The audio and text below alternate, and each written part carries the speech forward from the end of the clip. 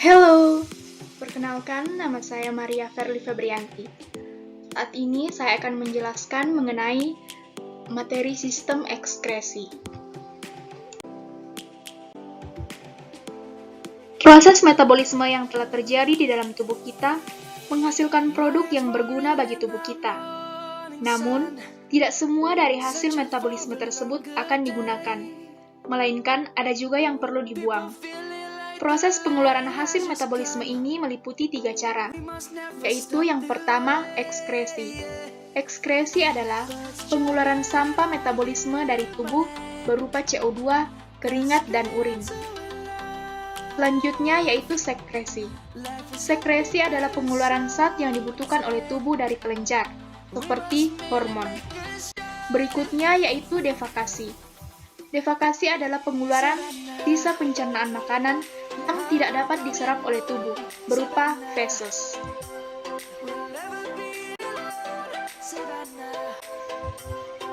Organ sistem ekskresi terdiri dari yang pertama, ginjal, yang kedua, kulit, yang ketiga, hati, dan yang keempat, paru-paru. Yang pertama, kita akan membahas mengenai ginjal. Struktur ginjal. Ginjal berjumlah sepasang dan terletak di belakang perut. Terdapat 3 bagian utama pada ginjal, yaitu yang pertama korteks, yang kedua medula, dan yang ketiga pelvis ginjal. Yang pertama yaitu korteks. Korteks adalah bagian ginjal paling luar. Tepi luar korteks dikelilingi oleh kapsul ginjal dan jaringan lemak untuk melindungi bagian di dalam ginjal. Yang kedua yaitu medula, adalah jaringan ginjal yang halus dan dalam. Pada medula berisi lengkung Henle serta piramida ginjal, yaitu struktur kecil yang terdapat pada nefron dan tubulus. Bagian yang ketiga yaitu pelvis. Pelvis adalah ruangan berbentuk corong yang berfungsi sebagai jalur untuk cairan dalam perjalanan ke kandung kemih. Pada ginjal terdapat banyak sekali nefron. Nefron adalah unit terkecil penyusun ginjal. Nefron terdiri dari kapsula Bowman yang di dalamnya terdapat glomerulus. Nefron juga terdiri dari saluran tubulus proksimal, tubulus distal, tubulus collectivus, dan lengkung Henle. Selanjutnya kita masuk pada fungsi ginjal. Yang pertama menyaring darah, yang kedua membentuk urin, yang ketiga menjaga keseimbangan air dalam tubuh, yang keempat mempertahankan kadar keseimbangan asam basa, yang kelima mengatur kalium dalam darah, yang ketujuh mengekskresikan zat-zat yang tersisa dalam tubuh, yang kedelapan mengatur volume cairan dalam darah, dan yang terakhir mengendalikan kadar gula dalam darah. Organ sistem ekskresi selanjutnya yaitu kulit. Struktur kulit. Kulit terdiri dari 3 bagian utama yaitu epidermis, dermis, dan hipodermis. Pada epidermis terdapat rambut. Sedangkan pada bagian dermis terdapat kelenjar minyak, akar rambut, dan otot polos penggerak rambut. Pada hipodermis terdapat pembuluh darah, kelenjar keringat, dan sensori neuron. Fungsi kulit. Yang pertama, mengatur suhu tubuh. Yang kedua, mengurangi penguapan air. Yang ketiga, melindungi tubuh dari panas, gesekan, penyinaran, dan zat kimia. Yang keempat, sebagai penentu warna kulit. Dan yang kelima, sebagai indera peraba.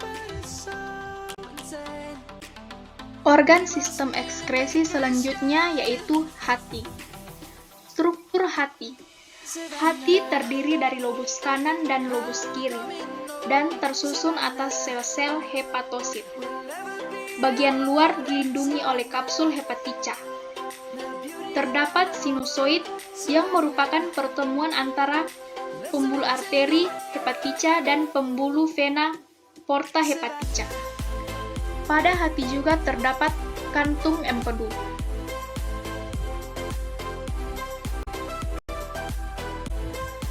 Fungsi hati.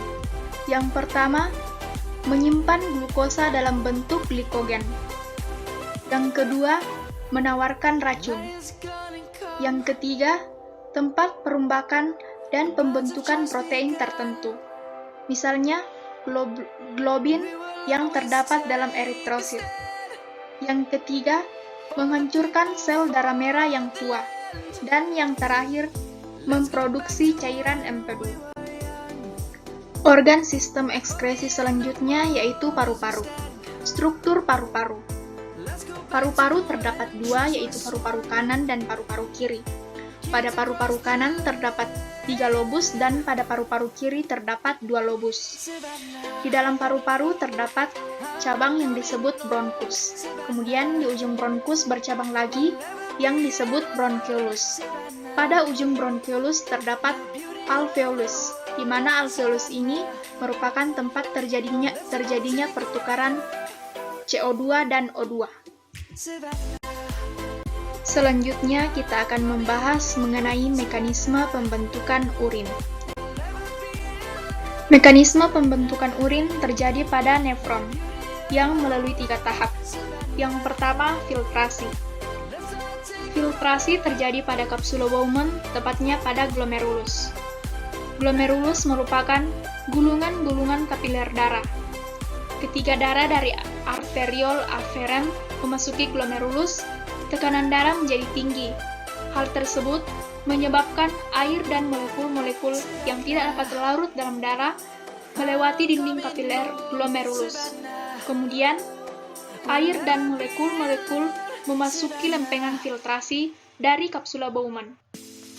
Hasil filtrasi ini menghasilkan urin primer yang menghasilkan air, urea, amonia, glukosa, asam amino, garam, dan mineral. Kemudian, urin primer menuju kontortus proksimal. Pada kontortus proksimal ini terjadi tahapan kedua, yaitu tahap reabsorpsi atau penyerapan kembali zat-zat yang masih dibutuhkan oleh tubuh. Glukosa dan asam amino akan diserap lagi oleh kapiler peritubulus.